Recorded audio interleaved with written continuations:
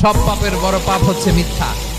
একটা মিথ্যা বললে ওইটারে ঢাকতে আরো 10টা মিথ্যা বলা লাগে, ওইটারে গোজামিল দিতে আরো 30টা মিথ্যা বলা লাগে, কি লাগে না? আর কোনোদিন মিথ্যা বলবেন? মিথ্যার সাথে আমাদের সম্পর্ক নাই। আওয়াজ করে বলেন, মিথ্যার সাথে আমাদের সম্পর্ক